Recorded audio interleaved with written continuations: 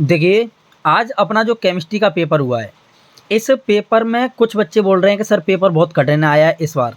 वास्तव में पेपर अगर लैंग्वेज के हिसाब से देखा जाए, क्वेश्चन पूछने का जो पैटर्न देखा जाए, उसके हिसाब से आप कह सकते हो कि पेपर बिल्कुल हार्ड है, बिल्कुल काफ़ी क्या है, आप कह सकते हो बहुत ही मुश्किल पेपर है, सर आप हमें इसको सॉल्व कैसे कर पाएँगे?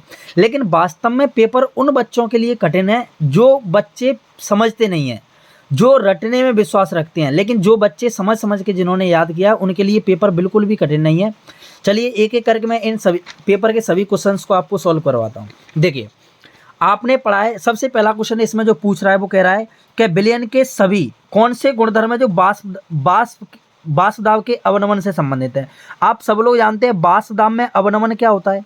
तो बाष्प दाब में अवनमन का मतलब होता है जो विलायक होता है, जो क्या होता है, शुद्ध जो विलायक होता है, यदि आप उस विलायक में थोड़ी बहुत मात्रा में क्या मिला देते हो, विलेय। क्या मिला देते हो, विलेय। तो उसके बाष्प में जो बाष्प दाब में जो कमी होती है उसी को अपन कहते हैं बाष्प दाब में अवनमन। अब ये बाष्प दाब में अवनमन हुआ किसके लिए था, विलेय के लिए। तो विलेय के मतलब विलेय के जितने कणों की संख्या आप इसमें डालोगे, आप बाष्प दाब में उतना ही अधिक परिवर्तन होगा। और विलेय की संख्या पर कौन से गुण निर्भर करते हैं, तो विलयन के अणु संख्या गुणधर्म निर्भर करते हैं। तो पहला इसका जो आंसर सही होगा पहले में कि विलयन के सभी कौन से गुणधर्म, तो आप लोग बताओगे अणु संख्या का गुणधर्म।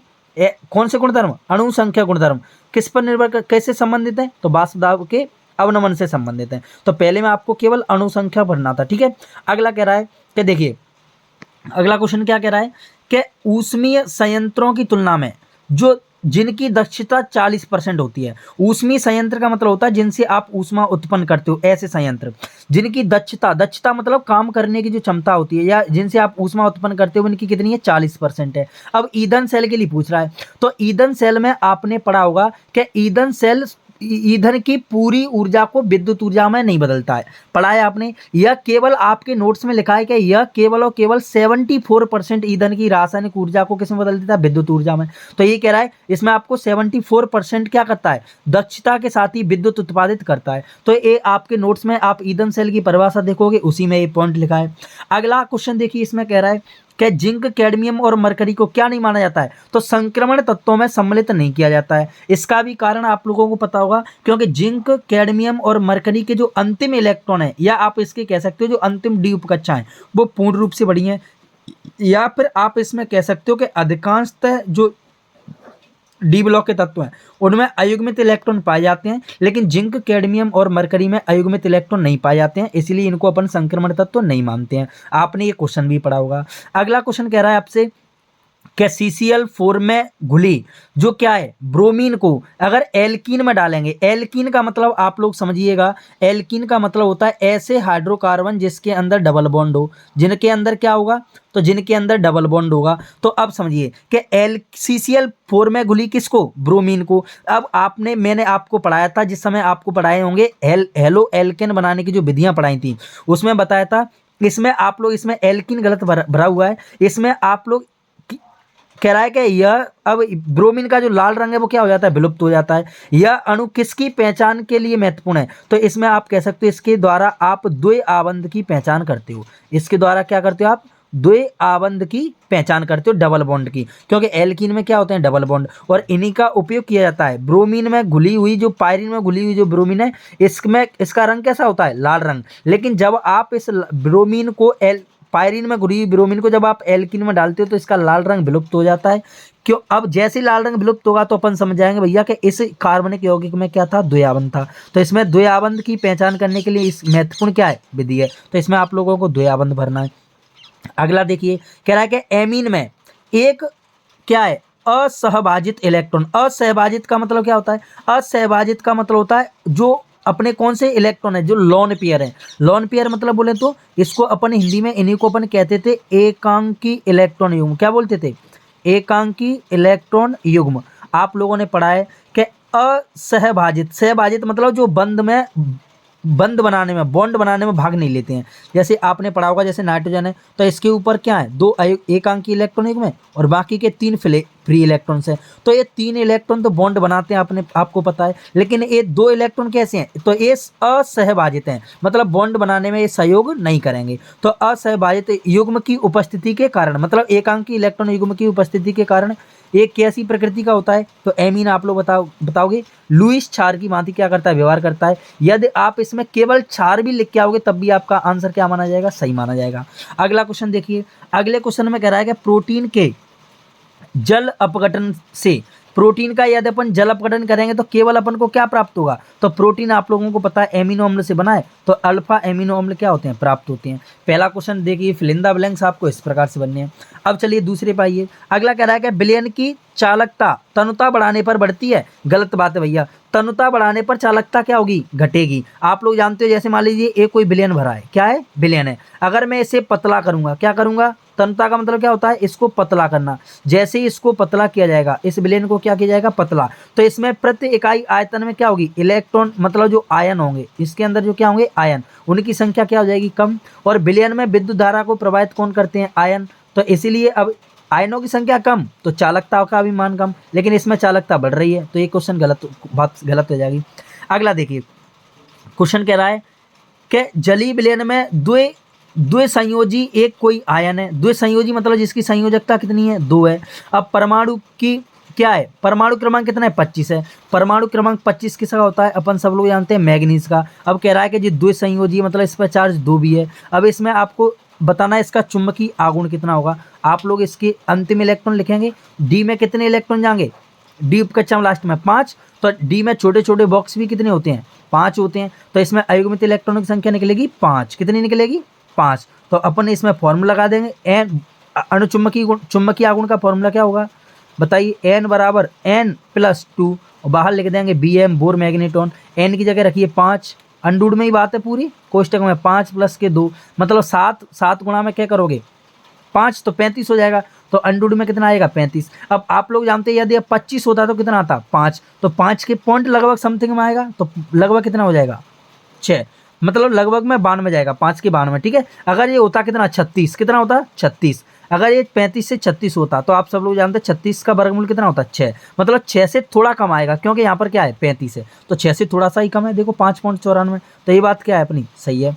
अगला देखिए, कह रहा है कि हाइड्रोकार्बनों के ब्रोमीन, ब्रोमो, आयोडो तथा पॉलीक्लोरो, मतलब हाइड्रोकार्बन के कोई ऐसी व्युत्पन्न है जिसमें से हाइड्रोजन हटा करके ब्रोमीन जुड़ा है, अथवा आयोडीन जुड़ा है, अथवा पॉलीक्लोरो मतलब बहुत सारे क्लोरीन जुड़ दिए हैं, व्युत्पन्न जल से क्या होंगे, भारी होंगे। सही है, भारी होंगे, क्योंकि इनमें हाइड्रोजन की तुलना में हेलोजन परमाणुओं का जो आयतन होता है, जो अणुभार होता है, वो क्या होता है, अधिक होता है। हाइड्रोजन का अणुभार तो अपन जानते हैं 1। अब मैं हाइड्रोकार्बन में जैसे मान लीजिए मेरे पास CH4 है और एक मेरे पास CH3Cl है, मेरे को पता है इसका अणुभार कितना होगा भाई, अपन तो ऐसे समझो, इसमें एक हाइड्रोजन हटाया आपने, एक Cl जोड़ा है, एक हाइड्रोजन हटा करके आपने एक Cl जोड़ा है, इसमें एक Cl जोड़ा है इसमें, तो आप लोग बताइएगा इसमें एक हाइड्रोजन से Cl का अणुभार क्या होगा, अधिक होगा, तो ये जल से क्या हो जाएंगे, भारी हो जाएंगे, ठीक है। अगला कि एल्कीनों में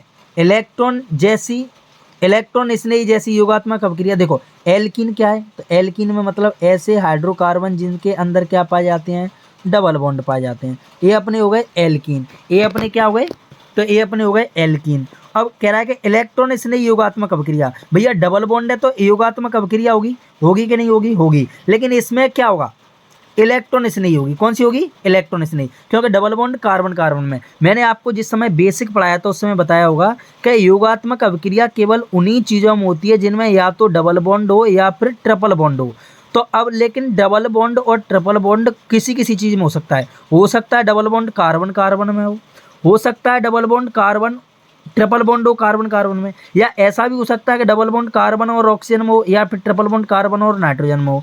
अब मैंने आपको बताया था जिस समय डबल बॉन्ड कार्बन में हुए या ट्रिपल बॉन्ड कार्बन में हुए तो इन्हें अपन बोलेंगे इलेक्ट्रॉन स्नेही योगात्मक अभिक्रिया। और जब डबल बॉन्ड कायम हुए कार्बन के अलावा किसी कार्बन के साथ अन्य चीज से हुए, जैसे मान लीजिए ऑक्सीजन के साथ है, तो इसमें जो बॉन्ड टूटेगा वो होगी नाविक स्नेही, मतलब न्यूक्लियोफिलिक्स, वो होगी अपनी एडिशन रिएक्शन, मतलब नाविक स्नेही अपनी कौन सी होगी, योगात्मक अभिक्रिया। तो यही कह रहा है कि एल्कीन में डबल बॉन्ड कार्बन में, तो इसमें इलेक्ट्रॉन स्नेही योगात्मक अभिक्रिया होगी। अब इसके विपरीत एल्डिहाइड और कीटोन, तो एल्डिहाइड और कीटोन में अपन जानते हैं भैया कि एल्डिहाइड में क्या है, R bond C double bond O और आगे H है, मतलब यहाँ पर डबल बॉन्ड कार्बन और किस में, ऑक्सीजन में, कार्बन और किस में, ऑक्सीजन में। तो यहाँ पर कौन सी होगी, योगात्मक नाभिक स्नेही, तो ये बात भी क्या हो जाएगी, सही हो जाएगी। सेम यही बात होती है अपनी कीटोन में, कीटोन में भी क्या होता है, तो कीटोन में भी यही होता है, देखिए R bond C double bond O bond R, यहाँ पर भी डबल बॉन्ड किस में, कार्बन और ऑक्सीजन के बीच में, मतलब कार्बन के साथ नहीं है, तो यहाँ पर भी कौन सी होगी, तो यहाँ पर भी होगी नाभिक स्नेही योगात्मक अभिक्रिया। तो ये भी बात क्या है, सही है। अगला, निम्नतर एलिफेटिक एमीन जल में क्या होते हैं, विलय होते हैं। निम्नतर का मतलब जिनका अणुभार कम होता है, जिनमें कार्बन की संख्या भी क्या होती है, कम होती है। और निम्नतर एलिफेटिक एमीन जल के साथ हाइड्रोजन बंध बनाते हैं, इसीलिए जल में विलय होंगे। उच्चतर में कार्बन की संख्या क्या हो जाएगी, ज़्यादा। और मैंने आपको बताया था कार्बन में जब श्रृंखला बनने लगेगी तो यह बन जाते हैं जल विरागी, जो जल में घुलते नहीं है, इसके कारण यह जल में अविलय होते हैं। तो ये भी बात सही है। आगे कह रहा है कि घरेलू उपयोग में आने वाली जो सामान्य शर्करा है वो ग्लूकोज होती है। तो ये बात भैया बिल्कुल गलत है। ये बात बिल्कुल गलत क्यों है, क्योंकि घरों में काम आने वाली जो सामान्य शर्करा है वो ग्लूकोज नहीं है, इसको सुक्रोज कहा जाता है। क्या कहा जाता है बेटा, इसको सुक्रोज बोला जाता है। तो इसमें अपने दो गलत हैं, एक तो पहला गलत है और इसके बाद एक अपना गलत है, इसमें कौन सा, लास्ट का। बाकी के बीच में जो दिए हुए हैं वो अपने बिल्कुल की क्या है, सही है। अब आगे बढ़िए, देखिए सत्य सत्य के बाद अब देखिए जोड़ी, आपने पढ़ा होगा ग्लाइकोजन। देखिए ग्लाइकोजन के साथ साथ मैंने आपको दो चीज़ें, एक चीज़ और भी बताई थी, स्टार्च। देखिए जो ग्लाइकोजन होता है वो क्या है, तो मैंने आपको बताया था कि जो कार्बोहाइड्रेट होते हैं, जो क्या होते हैं, कार्बोहाइड्रेट। कार्बोहाइड्रेट अपनी बॉडी में जब जाते हैं तो इनका संचित होते हैं, जब ये क्या होते हैं, संचित होते हैं। तो ग्लाइकोजन के रूप में किस में होते हैं, जंतुओं में। किस में, आपको बताया था जंतुओं में। कार्बोहाइड्रेट किसके रूप में संचित होते हैं, जंतुओं में ग्लाइकोजन के रूप में। और स्टार्च के रूप में किस में होते हैं, तो आप लोगों को पता ही होगा, ये होते हैं पादपों में। तो यहाँ पर ग्लाइकोजन किससे मिल जाएगा, तो ये क्या है, जंतु स्टार्च है। कार्बोहाइड्रेट एक स्टार्च है, जंतु स्टार्च है। आगे सोडियम जो बेंजोएट है वो खाद्य परिरक्षक है, खाद्य पदार्थों को सुरक्षित रखने में किया जाता है। या आप इसको डायरेक्ट नहीं मिलाओगे कोई दिक्कत नहीं है। 2,4,6 ट्राइनाइट्रोफिनोल आप लोग जानते हो पिक्रिक अम्ल होता है, ठीक है, तो इसको आप पिक्रिक अम्ल से मिलाओगे, ये आपका हो गया जंतु स्टार्च। आगे इसमें आप लोग ऑक्सीकरण संख्या निकालिए, प्लस के 4 होगी, पोटेशियम प्लस के 4, आयरन पर माइनस के कितने होंगे, साइनाइड पे 1 पर माइनस के 1, 6 पर माइनस के 6, घटाओ कितने बचेंगे, कितने बचेंगे 2, और बराबर के बालंग जाएंगे, प्लस के क्या हो जाएंगे 2। अब इसमें कह रहा है कि एक कैसा है, तो ये कैसा है, द्वि संयोजक, द्वितीयक संयोजकता इसकी कितनी 6, या फिर आप इसमें देख सकते हो द्वितीयक संयोजकता इसमें 6 की बात कर रहा है, साइनाइड के आयन की बात कर रहा है, तो ये किससे मिल जाएगा, इससे। अब इसमें देखिए कौन सी अभिक्रिया है, अभिक्रिया की कोटि निकालनी है। 3/2 का मतलब आप लोग जानते हो 1.5 होता है, 1.5, और माइनस का करनी है अपन ने 1, तो अगर अपन 1.5 में थे 1 कम कर देंगे तो 0.5 ही तो बचेगा, और 0.5 मतलब आधी अर्धकोटि है। तो फिर इसके लिए आप लोग बताइए, आपके पास खाद्य बेंजोएट तो मिला, तो इसमें आप लोग देख सकते हो ग्लाइकोजन का नंबर, जंतु स्टार्च इसका नंबर 1 है, सोडियम बेंजोएट ये दूसरा नंबर है, 2,4,6 ट्राइनाइट ये तीसरा है, और ये वाला अपना चौथा है, और ये वाला अपना 5वां है। तो इस प्रकार से आपकी सही जोड़ी बनेगी, ठीक है। अब देखिए अगला आप लोग आ जाइए, विटामिन B2 का रासायनिक नाम आप सभी को पता होगा, राइबोफ्लेविन होता है। अब देखिए इसको आपको लिखना था, इसको आपको क्या करना था, लिखना था।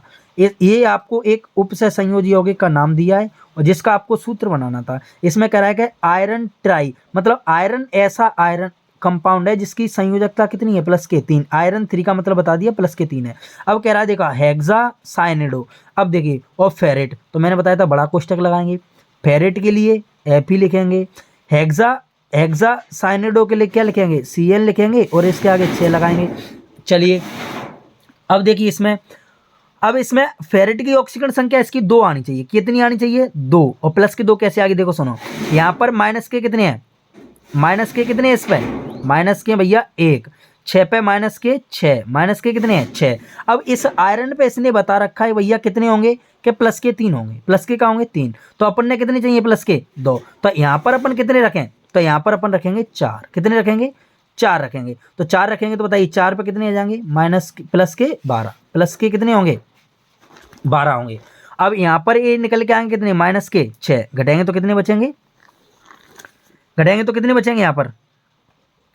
इसको आप लोग एक काम करना, इसको आप लोग देख लेना एक बार, इसको मैं आपको दोबारा से बता दूंगा अभी 1 मिनट। वैसे इसका ये वाला फॉर्मूला सही है, थोड़ा अभी मैंने दिखा था इसमें बैलेंसिंग में थोड़ी गड़बड़ हो रही है, इसको थोड़ा देखना। अब देखिए द्वितीय कोटि की अभिक्रिया के वेग स्थिरांक की इकाई आप सभी लोग जानते हो, या फिर आप निकाल भी सकते थे, क्या होती है?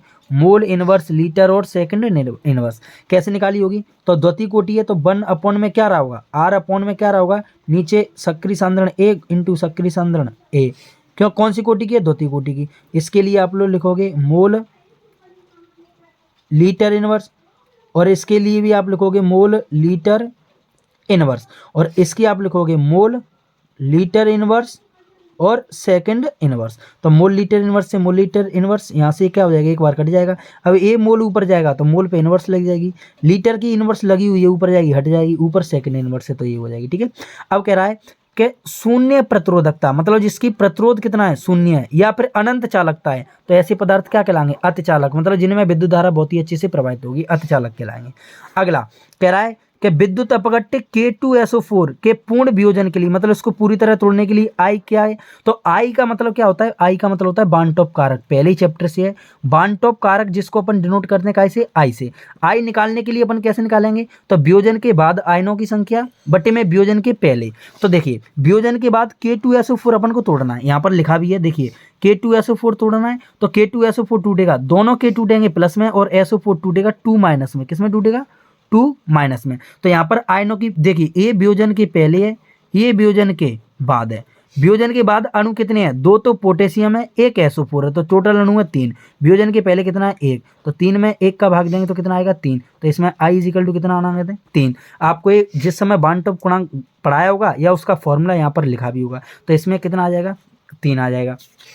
अब आइए ऑप्शन वाले पे। ऑप्शन में देखिए कि बिलियन का वह दाब जो विलायक के प्रवाह को क्या करता है? रोकता है, परासरण दाब कहलाएगा। मतलब जो विलायक के प्रवाह को रोक देगा, मतलब परासरण की क्रिया को क्या कर रहा है? रोक रहा है। तो जो परासरण की क्रिया को रोकेगा परासरण दाब कहलाएगा। आगे कह रहा है कि 1 मोल एल्यूमिनियम 3+ को एल्यूमिनियम में, देखो आप लोग जानते हो एल्यूमिनियम 3+ की बात कर रहा है, एल्यूमिनियम 3+ की बात कर रहा है, तो एल्यूमिनियम को मेरे को Al में बदलना है। किस में बदलना है? Al में। तो इसको कितने इलेक्ट्रॉन देने पड़ेंगे? 3। तो इसके लिए कितना आवेश लगेगा? मैंने तुम्हें बताई होगी, न्यूमेरिकल जिस समय पढ़ाया होगा उस समय बताया होगा। वास्तव में एक इलेक्ट्रॉन जो होता है वो 1 मोल इलेक्ट्रॉन होता है। कितना होता है? 1 मोल इलेक्ट्रॉन, और 1 मोल इलेक्ट्रॉन पर आवेश 1 फैराडे। कितना होता है? 1 फैराडे। अब इसमें कितने इलेक्ट्रॉन लगेंगे? 3। तो इसमें वैल्यू कितनी आ गई? 3 फैराडे। तो इसका आंसर जो अपना होगा वो क्या सही होगा? 3 फैराडे। अगला आइए, अगला कह रहा है कि किसी रासायनिक अभिक्रिया में 10 डिग्री सेंटीग्रेड ताप वृद्धि पर वेग स्थिरांक होगा। ये आपका ताप गुणांक है। क्या है? ताप गुणांक। आर्यनीय समीकरण जब आपने पढ़ा होगा उससे पहले आपने पढ़ा होगा ताप गुणांक। तो 10 डिग्री सेंटीग्रेड यदि बढ़ाओगे तो उस अभिक्रिया के आसपास का तापमान आपके नोट्स में लिखा होगा या तो 2 गुना या फिर 3 गुना, लेकिन इसका एग्जैक्ट जो वैल्यू होती है वो अपनी याद रखें कितनी? 2 गुनी। लेकिन वास्तव में 10 गुना और ये कोई परिवर्तन नहीं, ये तो गलत है। इसका आंसर यदि आप 2 गुना करके आए या 3 गुना करके आए, 2 गुना करके आए अच्छी बात है, ये आपका सही आंसर होगा। आगे डी ब्लॉक में कुल तत्व कितने होते हैं? आप लोग जानते हैं डी ब्लॉक को अपन ने बांटा 4 श्रेणी में। कितनी श्रेणी में? 4, और प्रत्येक श्रेणी में 10-10 तत्व, तो टोटल तत्व कितने होंगे? 40 हैं। आगे देखिए, सैलिसिलिक अम्ल को आप एसिटिलीकरण कराओगे। सैलिसिलिक अम्ल का क्या कराते हो आप? एसिटिलीकरण, तो अपन को प्राप्त होगा एस्प्रिन। आगे देखिए, डीडीटी तो बनेगा नहीं, क्योंकि डीडीटी तो आप लोग जानते हो क्लोरल की क्रिया कैसे करानी रहती है अपन से? CCl3 और क्या होता है? CHO। इस क्लोरल की क्रिया अपन को किससे करानी रहती है? तो इसकी क्रिया अपन कराते हैं किससे? आप लोगों को पता होगा, फिनॉल से। तो क्लोरल की क्रिया जब फिनॉल से कराते हैं तब अपन को क्या मिलता है? DDT। तो ये तो नहीं बनेगा, फिनॉल भी नहीं बनेगा। आगे BHC तो बनेगा नहीं, क्योंकि BHC अपन पता है C6H6, मतलब बेंजीन की क्रिया अपन को किससे करानी रहती है? तो ये कराते हैं अपन Cl2 से। किससे? 3Cl2 से। तब जाकर के अपने पास बनता है BHC, बेंजीन हेक्साक्लोराइड। फिनॉल बनेगा ही नहीं, तो ये उत्तर बचेगा क्या? एस्प्रिन बचेगा। ठीक है। अब देखिए, इसमें कह रहा है कि अम्ल क्लोराइड के बेरियम सल्फेट, मतलब BaSO4, अब अवलंबित पैलेडियम उत्प्रेरक से हाइड्रोजन से एल्डिहाइड प्राप्त करते हैं। मतलब एल्डिहाइड बनाने की कौन सी विधि है? रोजन-मुंडे, क्योंकि आपको बताया था BaSO4 और इसमें क्या होगा? पैलेडियम, पीडी और BaSO4, ये कौन सी अभिक्रिया में होता है? रोजन-मुंडे अभिक्रिया में। स्टीफन अभिक्रिया आपको पता है, कार्बोलेमिन भी पता होगा, हुंसडीकरण भी पता होगा। इसका सही आंसर क्या होगा अपना?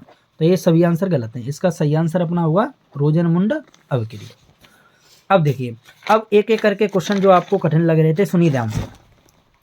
पहला क्वेश्चन इसमें कह रहा है कि संक्रमण आंतर संक्रमण तत्व यानी एफ ब्लॉक के तत्वों की संख्या बतानी है। संख्या आप सभी लोगों को पता है, एक श्रेणी में कितने होते हैं 14, दो श्रेणियां होती हैं, तो टोटल तत्व कितने हुए इसमें 28। कितने हुए 28।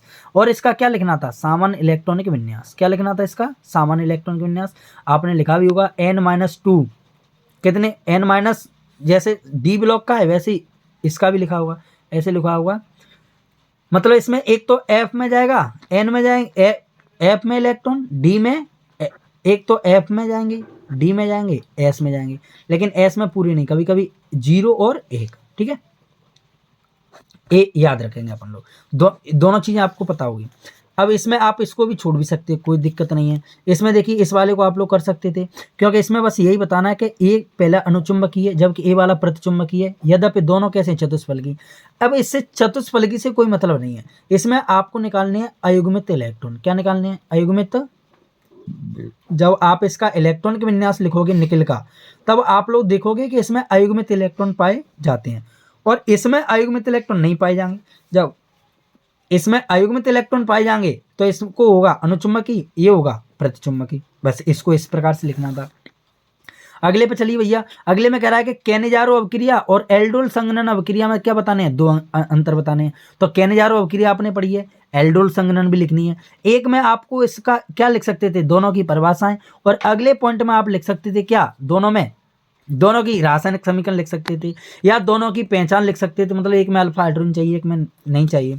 ठीक है, ठीक है। या फिर आप इसको भी लिख सकते थे कि क्या होता है जब मैथिल मैग्नीशियम ब्रोमाइड, मतलब मैथिल CH3MgBr, मतलब ये हो गया ग्रिग्नार्ड अभिकर्मक, शुष्क ईथर की उपस्थिति में, शुष्क ईथर की उपस्थिति में शुष्क बर्फ यानी कि CO2, सॉलिड CO2 के साथ क्या करता है, अभिक्रिया करके जल अपघटित होता है। इसको भी आपने पढ़ा होगा। देखिए मैंने आपको बताया था कि CH3MgBr, अगर आप इसकी क्रिया कराते CO2 C double bond O bond, अब यह क्या करता है, क्रिया करेगा तो इसमें एक बॉन्ड टूटेगा। यहाँ से हमेशा कौन सा बॉन्ड टूटता है, R और Mg वाला, तो यहाँ से क्या बनेगा O double bond C single bond, और यहाँ पर सिंगल बॉन्ड O।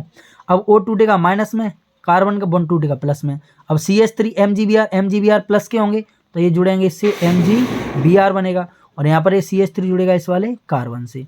ठीक है, अब इसी को आप लोग और आगे बढ़ाओगे, इसको जल अपघटित करोगे, मतलब H2 के साथ क्या कराओगे क्रिया, कितने भागों में, 2, OH माइनस H प्लस। अब इसको बॉन्ड यहीं से तोड़ना है, तो इसमें M क्या बनेगा, तो इससे बनेगा MgBr, तो ऑलरेडी जुड़ा ही है, OH क्या हो जाएगा और जुड़ जाएगा। ठीक है, अब यहाँ से H जो है प्लस का वो जुड़ जाएगा किससे, ऑक्सीजन से, तो यहाँ से बनेंगे O डबल बॉन्ड C आगे OH और इसको बोलेंगे CH3। मतलब ये जो फॉर्मूला बना है वो बना है क्या, CH3 बॉन्ड C ऊपर डबल बॉन्ड O और आगे OH, मतलब कार्बोक्सिलिक अम्ल। इसको भी आप लोग सॉल्व कर सकते थे। ठीक है, आपको एक क्रिया समझाई है, ऐसा नहीं है कि पढ़ाया नहीं होगा समझाया नहीं होगा। इसकी तुलना में ये वाला क्वेश्चन और इजी है, इसको भी आप कर सकते थे। लेकिन मैं क्या बोल रहा हूं, पेपर उन्हीं के लिए कठिन है जिन्होंने समझने का प्रयास नहीं किया है। चलिए अगले क्वेश्चन पे आइए। इसमें देखिए आप लोग जो बच्चे गैप में आए होंगे, जो बच्चे गैप में पढ़ने आए होंगे, जिस दिन मैंने क्लास ली थी उस दिन मैंने बताया था कि यदि आपके पास एल्किल हैलाइड है और आपको उससे एमीन बनाना है और एक कार्बन कम है, देखिए इसमें कार्बन 1 और इसमें कार्बन 2 और यहाँ पर 1 कार्बन 2 कार्बन 3 कार्बन, तो मैंने आपको बताया था इस एल्किल हैलाइड को आप लोग पहले बदलिए साइनाइड में और साइनाइड से आपको बदलना है एमीन में। और सेम प्रोसेस इसमें भी है, देखिए इसमें C6H5 यहाँ पर भी है, यहाँ पर भी CH2 लेकिन एक कार्बन एक्स्ट्रा चाहिए, तो इसको भी आप लोग पहले बदलिए CN में, उसके बाद उसका कराइए अपचयन, किसके द्वारा, तो लिथियम एल्यूमिनियम हाइड्राइड, इसके द्वारा कराइए, आप लोग इसको भी क्या कर पाओगे, प्राप्त कर पाओगे। ठीक है, अगला देखिए, या तो आप लोग इसको भी लिख सकते थे, बेंजीन से एनिलीन बनाना है, बेंजीन आपको पता है C6H5, एनिलीन आपको पता है C6H5 NH, ये क्या है बेंजीन C6H6, और इससे बनाना क्या है, तो इससे बनाना है C6H5 NH2, एनिलीन बनाना है, C6H5 क्या बनाना है NH2, ये है बेंजीन, ये है C6H5 NH2। आपको NH3 से क्या करानी थी, NH3 से क्या करानी थी, क्रिया करानी थी। ठीक है, अब एथेनामाइड से एथेनेमीन भी बना सकते थे, मतलब एमाइड से क्या बनाना है, एमीन, तो एमाइड से एमीन बनाने की प्रोसेस आपको पढ़ाई होंगी उसमें है। या फिर आप इससे बढ़िया ऑप्शन आपके पास है सेंडमेयर अभिक्रिया, लिखते हुए उसका समीकरण लिख देना है। तो सेंडमेयर अभिक्रिया बिल्कुल ईजी है अपनी। अब इसमें देखिए हाइड्रोजन को छोड़कर ईंधन सेल में प्रयुक्त होने वाले, आपने नहीं पढ़ा कोई दिक्कत नहीं है, लेकिन नीचे आइए, कह रहा है कि किसी विद्युत अपकट्ट के विलयन में विशिष्ट चालकता और मोलर चालकता की केवल क्या लिखनी है, परिभाषा। विशिष्ट चालकता आप लोग जानते हो, विशिष्ट चालकता 1 घन सेंटीमीटर बिलियन की चालकता विशिष्ट चालकता। मोलर चालकता आप लोग जानते ही हो, लैम्डा एम से क्या करते हैं, इसको प्रदर्शित करते हैं। मतलब यदि आप किसी बिलियन में 1 मोल विद्युत अपकट्ट घोलते हो तो उसकी जो चालकता होगी वही क्या कहलाएगी, उसकी मोलर चालकता। चलिए अगले क्वेश्चन पे चलिए आप देखिए, अगले क्वेश्चन में क्या कह रहा है कि क्रोमेट आयन, हाँ इस वाले क्वेश्चन को मैं मान सकता हूं कि ये वाला क्वेश्चन आपके लिए बाहर का है। कहाँ से आया है, बाहर से। लेकिन आप लोग इसमें भी, यदि आप लोग इसमें भी थोड़ा दिमाग लगाते तो ये भी आपको बाहर से नहीं लगता। क्यों नहीं लगता, क्योंकि आपने पढ़ा होगा पोटेशियम डाइक्रोमेट, और क्रोमेट में ही होता है क्रोमेट आयन। क्रोमेट में ही क्या होते हैं, क्रोमेट आयन, जिसका सूत्र होता है क्या, CrO4। क्या होता है, CrO4, जिस पर चार्ज होता है 2-। अब ये 2- क्यों होता है, तो इसकी संरचना बनेगी ऐसे, देखो CrO4, इसमें Cr रखना है बीच में। अब डबल बॉन्ड से एक ऑक्सीजन, यहाँ पर डबल बॉन्ड से एक ऑक्सीजन। अब बचे कार्बन के, क्रोमियम के कितने बॉन्ड होते हैं, 6, तो 2 4 2 6। अब एक ऑक्सीजन यहाँ जुड़ेगा, एक ऑक्सीजन यहाँ जुड़ेगा, लेकिन ऑक्सीजन कहता है भैया कि मैं एक बॉन्ड और बनेगा, इसका भी एक बॉन्ड बनेगा, तो ऑक्सीजन पे एक चार्ज माइनस का यहाँ, एक माइनस का यहाँ, तो इस पर चार्ज होगा माइनस का। तो इसकी संरचना है, और संरचना कैसी होगी, चतुष्फल की। ठीक है, तो इसकी संरचना बनेगी कैसी, चतुष्फल की। और इसमें आप लोगों को संकरण उसी से याद करना था, VBT आप इसमें क्या ज्ञात कर सकते थे, संकरण। आप इसको 2 नंबर का क्वेश्चन जरूर मान सकते हो कि ये क्वेश्चन कहाँ से आया है, बाहर से आया है, इसको नहीं बना पाओगे आप। ठीक है, चलिए अगला क्वेश्चन आपसे कह रहा है, देखिए IUPAC नाम लिखने, यहाँ पर कह रहा है पोटेशियम के लिखिए टेट्रा हाइड्रोक्साइड हो, तो टेट्रा हाइड्रोक्साइड हो, 4 रह गए। जिंकेट के लिए लिखेंगे जिंक, ऑक्सीजन संख्या 2 आनी चाहिए, तो जाए अपन 4, जी तो कह दी कि 4 टेट्रा हाइड्रोक्साइड है, जाए 2 लावे के लिए, इस पर माइनस के 4 रह गए, OH पे माइनस के कितने हो गए, 4। अब OH पे हो गए माइनस के 4, तो लाने हैं कितने, प्लस के 2, तो जी अपन ने कितने रखने पड़ेंगे, 2। तो इसका फॉर्मूला होगा K2ZnOH का होल 4। अगला कह रहा है पेंटा एमीन नाइट्रिटो कोबाल्ट, तो इसमें देखो कोबाल्ट के लिए लिखेंगे Cu, फिर लिखेंगे पेंटा एमीन, मतलब एमीन के लिए NH3, पेंटा के लिए 5।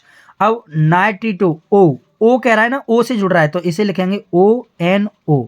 नाइट्रो का फॉर्मूला तो NO2 भी होता है, नाइट्रो का क्या भी होता है, NO2 भी होता है, लेकिन इसमें O से जुड़ रहा है, किससे जुड़ रहा है, O से, तो इसमें अपन इसको लिखेंगे ONO। ठीक है, इस पर चार्ज होता है कितना, माइनस का 1, कितना होता है, माइनस का 1। और Cl कह रहा है क्लोरो, अब देखो इस पर चार्ज लाना है कितना, 3, तो क्लोरीन लेंगे 2, इस पर -1 होता है, ये तो होता है 0, तो इसका चार्ज होगा नहीं, इस पर होगा माइनस का 1, तो बाहर 2 क्लोरीन रखने पड़ेंगे, तो माइनस के कितने हो जाएंगे, 3, तो माइनस के 3 हो जाएंगे, उस साइड जाके प्लस के 3 हो जाएंगे। अगला कह रहा है पोटेशियम ट्राई ऑक्जिलेटो क्रोमेट, ऑक्जिलेट मैंने बताया था एक्स्ट्रा क्लास में जिस दिन ली थी, तो उसमें देखिए जो जिस दिन गैप में क्लास ली थी, तो पोटेशियम के लिए लिखोगे K, क्रोमेट के लिए लिखोगे Cr। अब देखो क्या कर रहा है कि ट्राई ऑक्जिलेटो, तो ऑक्जिलेटो C2O4, ट्राई का मतलब 3, ऑक्जिलेट पर चार्ज मैंने बताया था माइनस के कितने होते हैं, 2। अब ट्राई कह दी तो 3 तो लगानी पड़ेगी, तो माइनस के गए 6। अब ऑक्सीजन संख्या क्या लानी है, 3 लानी है, तो पोटेशियम क्या लेने पड़ेंगे तुम्हें, 3, तभी तो प्लस के 3 घट के रह पाएंगे, माइनस के 6 में थे, तो माइनस के 3 बराबर के बालंग जाके आ जाएंगे प्लस के 3, तो इसका फॉर्मूला होगा ये वाला। ठीक है, अब देखो क्वेश्चन नंबर 14 जो इसमें दिया गया है कि बेंजोइक अम्ल से, आप इसको नहीं बना पा रहे हो कोई दिक्कत नहीं है, आगे पढ़ो। कह रहा है कि एल्डिहाइड और कीटोन के क्वथनांक समतुल्य क्या है, द्रव्य आणविक द्रव्यमान वाले हाइड्रोकार्बन एवं ईथरों से क्या होते हैं, अधिक। मतलब एल्डिहाइड के कंपैरिजन कैसे करवाए दो है, ईथर से, मतलब सेम बात क्या है, तो इसके क्वथनांक अधिक होने का कारण क्या है, भाई हाइड्रोजन बॉन्ड है, क्या है, हाइड्रोजन बॉन्ड। अब हाइड्रोजन बॉन्ड क्या होंगे, अगर इनमें क्या होंगे, इनमें हाइड्रोजन बॉन्ड बनेंगे ज़्यादा, इसमें ज़्यादा नहीं बन पाएंगे, इसलिए क्या होंगे, इसका क्वथनांक क्या होगा, तो इसका क्वथनांक होगा ईथर से क्या होगा, इनका दोनों का अधिक होगा। सेम यही है एल्डिहाइड की क्वथनांक, अब की बार एल्कोहल से क्या बता दिए, कम, मतलब एल्कोहल में हाइड्रोजन बॉन्डों की संख्या सॉरी एल्डिहाइड और कीटोन से भी क्या होगी, अधिक होगी, इसलिए एल्कोहल से इनके क्या होंगे, दोनों के कम होंगे। और एल्डिहाइड और कीटोन की अपेक्षा अधिक अभिक्रियाशील है, मतलब एल्डिहाइड कीटोन से अधिक अभिक्रियाशील क्यों है, क्योंकि इनके अंदर ज़्यादा होते हैं अल्फा हाइड्रोजन और इनके अंदर अम्लीय प्रकृति का भी गुण पाया जाता है, इसके कारण क्या है, अधिक अभिक्रियाशील है। ठीक है, तो ये वाला भी क्वेश्चन आप लोग लिख सकते थे हाइड्रोजन बॉन्ड के आधार पर। आपने प्रोटीन चैप्टर में पढ़ाई होगा, पेप्टाइड बंधा आपने पढ़ा है, एमिनो अम्ल के बीच में बनेगा। प्राथमिक संरचना मैंने आपको पढ़ाई थी, प्रोटीन का विकृतीकरण भी आपको बताया था। चलिए आगे, इसको आप नहीं करना था, कोई दिक्कत नहीं है, इजी तो है। अब देखिए इसमें आप लोग समझिए, अगले इसमें आपको क्वेश्चन नंबर जो 16 है, क्वेश्चन नंबर जो क्या है 16, इसमें आप लोग कह सकते हो कि ए वाला भी क्वेश्चन अपने लिए क्या है, बाहर से है। ए वाला क्वेश्चन भी अपने पास क्या है, बाहर से है, क्योंकि ए वाले जो न्यूमेरिकल थे वो डैनियल सेल के लिए अपने गिब्स ऊर्जा नहीं थी, लेकिन अगर अपन गिब्स ऊर्जा का फॉर्मूला आपके पास लिखा तो होगा किसमें, ए आपके पास लिखा होगा नरनस्ट समीकरण में। किसमें लिखा होगा, नरनस्ट समीकरण, जो नरनस्ट समीकरण लिखा था उसी में क्या है, उसी में गिब्स ऊर्जा का फॉर्मूला लगा होगा, जिसमें 1 वोल्ट विभव ऑलरेडी दे रखा है, माना कि इलेक्ट्रोड विभव ई नोट की वैल्यू दी है इसमें, उसके आधार पर अपन निकाल सकते थे, लेकिन अपन ने नहीं किया, कोई दिक्कत नहीं है, इस वाले समीकरण के लिए निकालना था इसको, खैर कोई बात नहीं। या उन धातुओं के नाम लिखिए जिनके वैद्युत अपघटनीय निष्कर्षण होता है। ठीक है, या फिर मरकरी सेल के कोई 3 अनुप्रयोग, मरकरी सेल, लेड सेल जो यूज करे जाते हैं, कोई दिक्कत नहीं, आप इस 3 नंबर को इसको बाहर मान लो। ए वाला क्वेश्चन अपने लिए जरूर बाहर से है, बिल्कुल है, 100% बाहर से ही है।